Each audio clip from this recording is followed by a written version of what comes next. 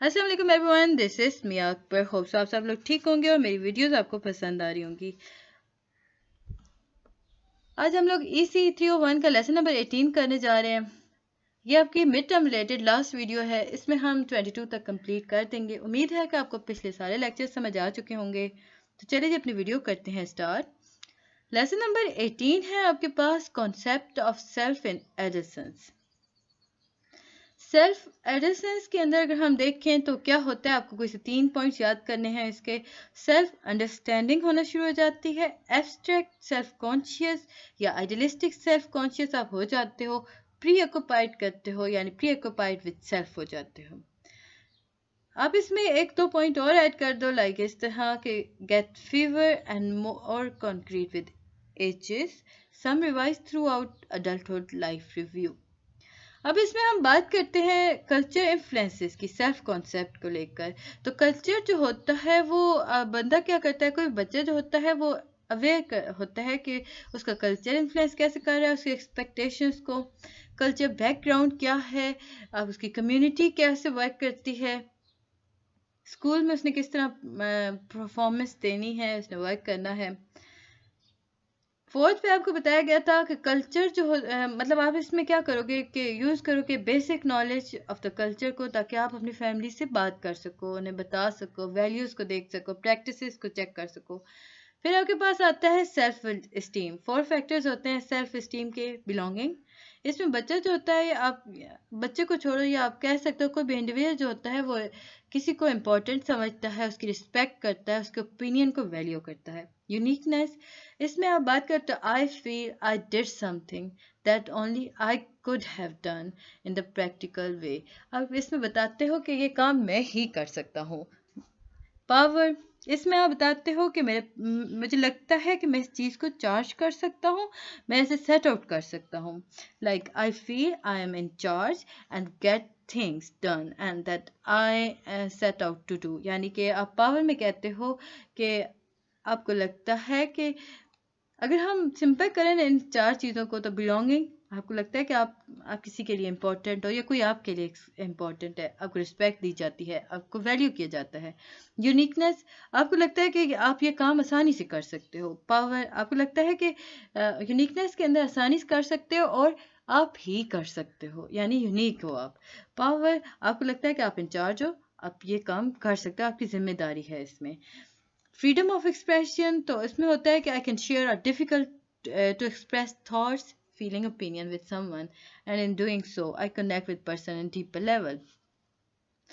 Lecture number 19 आपके पास आता है सोशल कंट्रीब्यूशन सेल्फ स्टीम को। चाइल्डहुड, ड्यूरिंग चाइल्डहुड ये एक ऐसी पर्सनैलिटी है जिसके मतलब ये वो एज है जिसके अंदर आपकी पर्सनैलिटी डेवलप हो जाती है, आप हर एक को इनकाउंटर कर लेते हो। मीडिया, ये कंप्लीट ऑब्सेशन होता है मीडिया के साथ। बच्चा जो होता है, या मतलब आप इसमें कह सकते हो कि बच्चा जो होता है वो अट्रैक्ट हो जाता है, लाइक टेलीविजन हो गए, सोशल मीडिया की तरफ, प्रिंट एड हो गया, बच्चा अट्रैक्ट होता है इससे।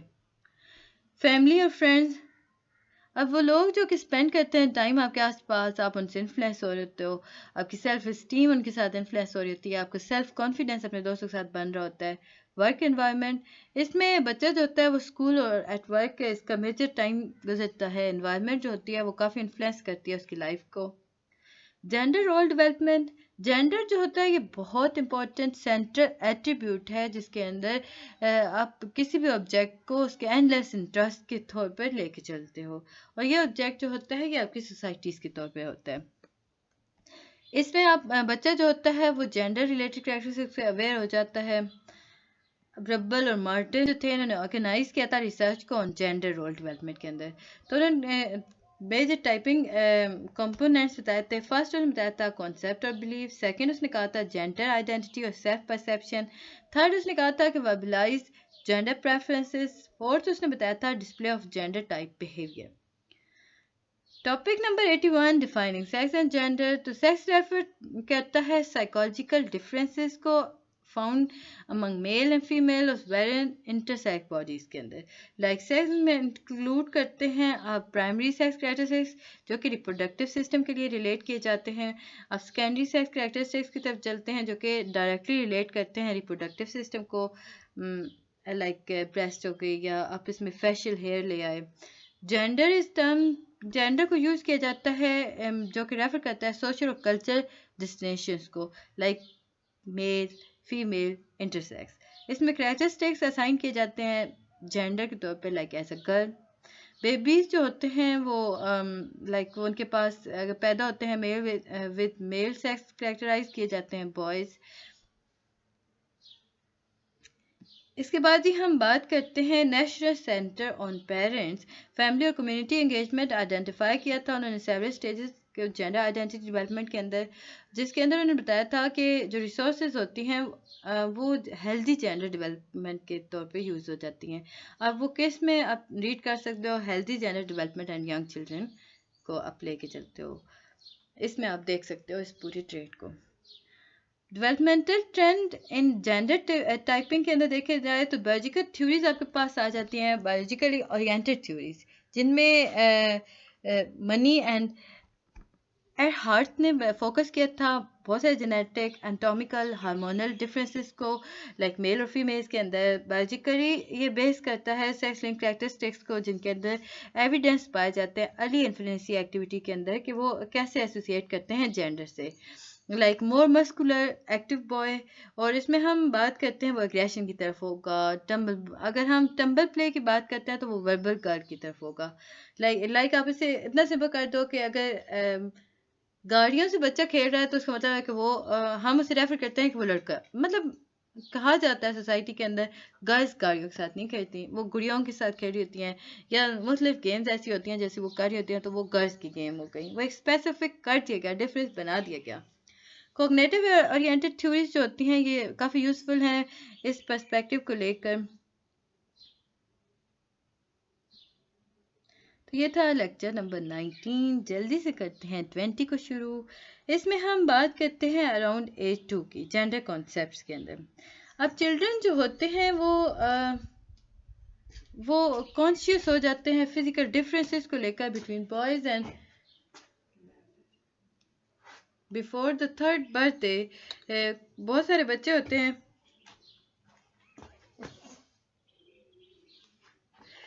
थर्ड बर्थडे पे बच्चे जो होते हैं ना वो क्या करते हैं, हम बात करते हैं अराउंड 8 2 की। तो बच्चे जो होते हैं बहुत सारे कॉन्शियस हो जाते हैं फिजिकल डिफरेंसेस को लेकर, लाइक बॉयज़ और गर्ल्स के दरमियान डिफरेंस आ जाता है।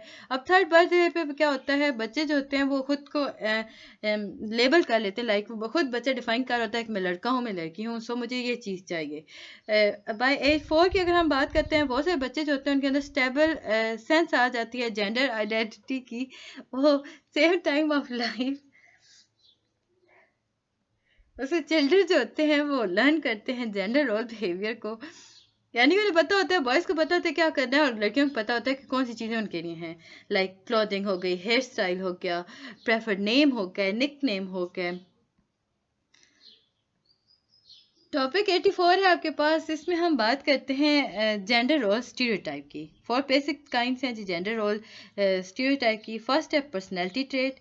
इसमें फॉर एग्जांपल कहा जाता है कि वुमेन से एक्सपेक्ट किया जाता है कि वो अकोमोडेट करती हैं, लाइक उनके इमोशनल हो गया। और मेन से एक्सपेक्ट किया जाता है कि वो सेल्फ कॉन्फिडेंस होते हैं, अग्रेसिव होते हैं। डोमेस्टिक बिहेवियर, कुछ लोगों का ख्याल है कि औरत जो होती है वो बच्चों का ख्याल रखने के लिए होती है, घर का ख्याल रखने के लिए होती है, यानी कि उसका काम है कि वो कुकिंग करे, क्लीन करे घर को। और मैन का जो होता है वो फाइनेंस का उसकी जिम्मेदारी होती है, वो कार पे work on the car and do the home repairs. Occupations, कुछ लोगों का ख्याल है कि अज्यूम किया जाता है कि टीचर्स और नर्सेज जो होती हैं वो वुमेन्स होती हैं। On the other hand pilot और डॉक्टर्स जो होते हैं वो इंजीनियर होते हैं, और ये पायलट डॉक्टर इंजीनियर जो होते हैं मैन होते हैं। फिजिकल अपीयरेंस अगर देखी जाए तो वुमेन जो होती हैं वो एक्सपेक्ट की जाती हैं थिन और ग्रेसफुल, मैन जो एक्सपेक्ट किए जाते हैं टॉल और मस्कुलर। अंडरस्टैंडिंग इमोशंस देखा जाए तो रिव्यू किया गया 100 स्टडीज़ को, रिसर्च की गई थी, तो पता चला था जो गर्ल्स होती हैं वो बेटर होती हैं at figuring out people emotion based on the facial expression. लड़कियों को पता चल जाता है एक्सप्रेशन से, boys on the other hand नहीं कर सकते।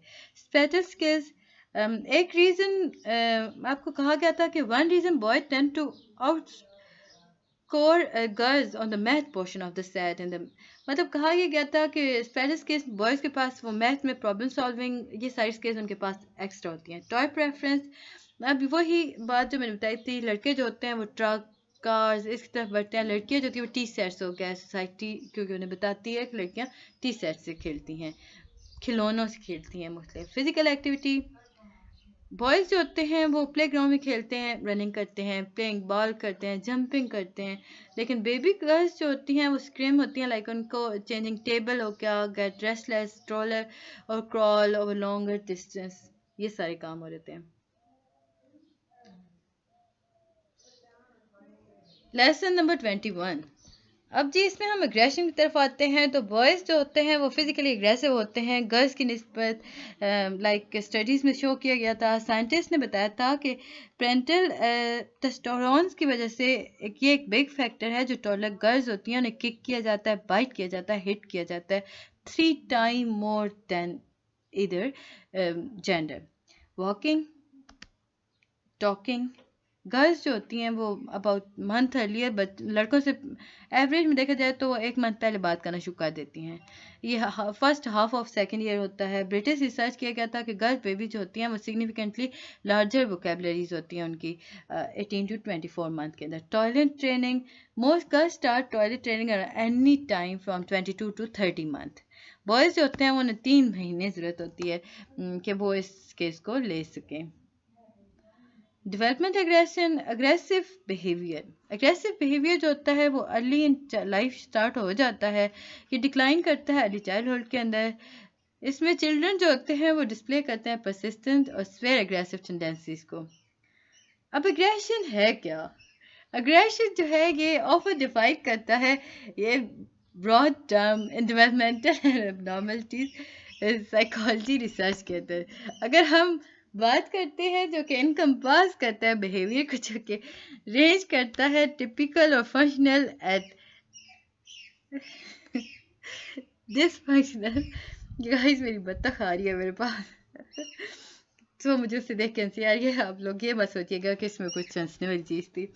डेफिनेशन ऑफ एग्रेशन देखें तो ये वेरिड करता है. इसमें इंटेंशनली, इसमें हम ज़्यादा वाइडली एक्सेप्ट करते हैं criterion behind what to define aggressive behaviour. Aronson जो है उसने डिस्क्राइब किया था अर्ली एग्रेसिव बिहेवियर को लाइक एज इंटेंशनल एक्ट जो कि आपको स्पेसिफिक पर्सन और ऑब्जेक्ट को कॉज करता है.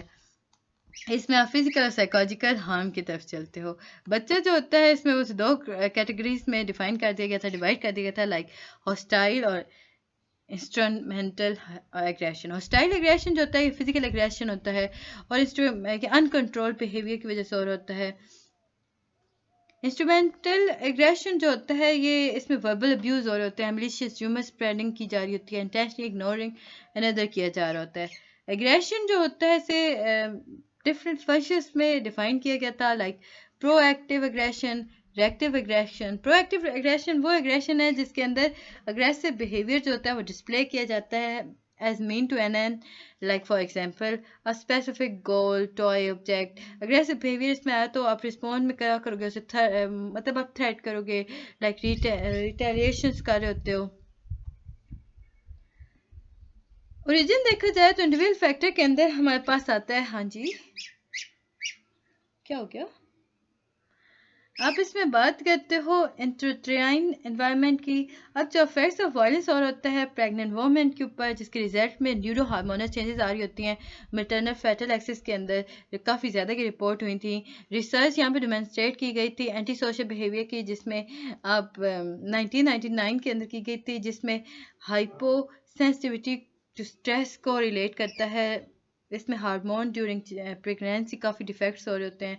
Gender difference, girls tend to engage in relation aggression with male tend to display overt aggression.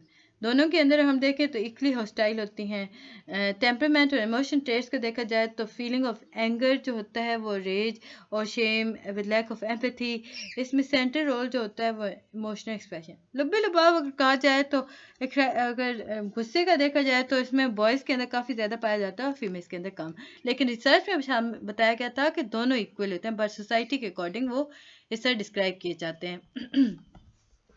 अब जी हम बात करते हैं सेकंड क्या कर रही हो, हम अब बात करते हैं टेम्परामेंट और इमोशन ट्रेट्स की। बस अब बैठो। अब जी हम इमोशनल लाइफ ऑफ इन्फिनिट और प्री स्कॉलर्स की बात करते हैं तो ये काफ़ी रिच होती है। बच्चे जो होते हैं वो एंगर, रेंज और शेम्स की तरफ बढ़ता है। अगर डिस्टर्ब फैमिली डायनामिक हो ना तो क्या होता है कि ये जो होता है कि डायरेक्ट और इनडायरेक्ट अफेक्ट करता है डिस्ट्रीब्यूटेड फैमिली जो होती है बच्चे के एग्रेशन पर। इसमें पेरेंटल जो होते हैं उसमें कैरेक्टरिस्टिक्स पाए जाते हैं जो कनेक्ट करते हैं बच्चे के बिहेवियर प्रॉब्लम को। बॉयज़ जो होते हैं उनके अंदर फिजिकल वायलेंस आ जाती है होम के अंदर जो कि नेगेटिवली एसोसिएट करती है हार्ट रेट एक्टिविटी के। बच्चा जो होता है वो हाई स्किन कंडक्टेंस कर रहा होता है इस रिस्पॉन्स के ऊपर। फिर पेरेंटल प्रैक्टिसेस एंड सोचो ना, बैठ जाओ ना, क्या हो गया है। लैम्ब 1987 इसने एम्फसाइज किया था father role in child healthy development के ऊपर। उसने बताया था गिरजाओ की report of David parental models के बारे में उसने बात की थी। उसने बात की थी कि एग्रेसिव बच्चे जो होते हैं उनके पेरेंट्स जो होते हैं वो फादर जो होते हैं अगर वो एग्रेसिव है तो बच्चा जो खुद ब खुद ही एग्रेसिव हो जाएगा। यानी कि अगर उसका पेरेंटल मेंटल इलनेस है, एग्रेशन पाए जाते हैं तो ये जब कम्बिनेशन होता है डिप्रेस्ड मदर का अनअवेलेबिलिटी की वजह से तो क्या करती है वो बच्चे को अच्छे से समझा नहीं सकती, वो उसके फोकस नहीं कर सकती, बच्चा भी गुस्से की तरफ बढ़ जाता है। अगर इसका ओरिजिन देखा जाए तो फैमिली डायनामिक हमें पता चले, पेरेंटल कैरेक्टरिस्टिक्स पता चले, पेरेंटल प्रैक्टिसेस बात की गई, मैटरनल एज के बारे में बात की गई थी, हाई पोटेंसी के बारे में बात की गई थी। ये सारी जो हो रही थी पोटेंसी मेडिसिन, अगर maternal age high potency medicine जो यूज़ की जाती हैं ड्यूरिंग प्रेगनेंसी ये भी बच्चे पे काफ़ी असर करती हैं और उन्हें बच्चा इस तरह गुस्से का उसके जीन्स डेवलप हो जाते हैं। आसपास वायलेंट नेबरहुड हो तो भी बच्चा गुस्से में आ जाता है। अटैचमेंट रिलेशनशिप जो होता है ये बहुत ज़्यादा प्रमोट करता है आपके मैच्योरेशन, ब्रेन मैच्योरेशन की तरफ। ये था जी लेसन नंबर 21। अब करते हैं 22 को start.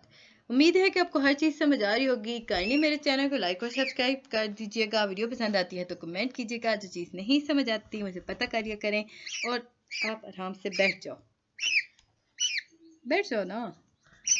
Topic number 91 developing trend and aggression. अब जी कैरेक्टरिस्टिक्स अगर देखा जाए चाइल्ड एग्रेशन का डायनामिक चेंज होता है डायनामिकली विद एज, यानी 2 to 3 ईयर बच्चा है उसमें फिजिकल एग्रेशन आ रही हैं वो इंक्रीज हो जाती हैं। 3 to 5 ईयर है फिजिकल एग्रेशन जो होती है वो डिक्लाइन हो जाती हैं। हाँ क्या करो, replace by टीजिंग like name calling. बच्चा जो होगा वो रिप्लेसमेंट में आ जाता है। प्री स्कूल ईयर के अंदर बच्चा जो होता है वो प्रो एग्रेशन रखता है टॉयज की तरफ। एग्रेशन, अब एग्रेशन जो है ये एक स्टेबल एट्रीब्यूट है जिसके अंदर एग्रेसिव बिहेवियर बच्चे का जो डिस्प्ले होता है between the age of 3 and 10। इसमें प्रेडिकेटर जो होता है वो एग्रेसिव होता है। अब इसमें हम बात करते हैं अग्रेशन की जो कि लोगों के दरमियान पाया जाता है जिसके अंदर वो रिजेक्ट किए जाते हैं। लाइक अब जब बच्चा बार बार रिजेक्ट किया जा रहा होता है तो एक वक्त आता है वो अग्रेशन में आ जाता है, उसे किसी की परवाह नहीं रहती। पीपल जो होते हैं वो पार्टिकुलरली टेंड करते हैं, परसीव करते हैं दूसरों को थ्रेटन करने में, लाइक अग्रेसिव उनका किक करने में। लाइक अब ये जो थ्योरी दी थी ये क्रिक और डॉग ने 1994 में दी थी। अब इंडिविजुअल जो होता है वो अनस्टेबल सेल्फ स्टीम उसमें पाई जाती है, वो ज़्यादा प्रोन होता है एंगर की तरफ, या लाइक हम कह सकते हैं he is more prone to anger, highly aggressive. उसमें सेल्फ इमेज जो होता है वो थ्रेटन किया जा रहा चुका होता है। अब जी टॉपिक नंबर बाकी वही चीज़ें हैं। टॉपिक नंबर 94 आपको कोई से 3 पॉइंट बताने थे तो हम इसमें काफ़ी ज़्यादा एग्रेशन को लेके जा चुके हैं। कल्चर एंड सब culture influences. Child grow up in environment जहाँ पे एग्रेसिव रिस्पॉन्स हो रहा है वो एज अ नॉर्म, तो इसमें बहुत सिग्निफिकेंट सोशल काजेस का और होता है एग्रेशन को। डी ई जो होता है इंडिविजुअल एग्रेशन जो होती है ये stem for psycho social phenomena. इसमें इंसान जो होता है वो क्राउड को फेस नहीं कर सकता, वो उस क्राउड में हैंडल खुद को नहीं करवा सकता। सो हम कह सकते हैं कि इंसान जो होता है वो रिवॉर्ड, अगर आप उसे रिवॉर्ड करते हो ना बाय हिज और हर सोसाइटी एक्सहिबिटिंग स्पेसिफिक बिहेवियर, तो इंसान अच्छे बिहेवियर की तरफ चला जाता है, उसकी एग्रेशन ख़त्म हो जाता है। बहुत सारे कल्चर्स ऐसे हैं जिनके अंदर बॉयज़ से एक्सपेक्ट किया जाता है कि वो स्ट्रांग होंगे, वो ब्रेव होंगे। मतलब इसमें ये साबित हुआ कि इससे पता चला कि जो स्ट्रेंथ है वो एग्रेशन की अगर लेके जाई जाए तो मतलब बॉयज़ की तरफ ज़्यादा होती है। अगर आप उन्हें रिवॉर्ड करते हो विद रिस्पेक्ट तो ऐसा ऐसा वो अपने इस एग्रेशन को ओवरकम कर लेते हैं। तो ये था जी लेसन नंबर 22। उम्मीद है कि आपको समझ और पसंद आया होगा। Best of luck for your mid term. Kindly मेरे चैनल को सब्सक्राइब कीजिएगा। मिलते हैं नेक्स्ट वीडियो में, तब तक के लिए अल्लाह हाफिज़।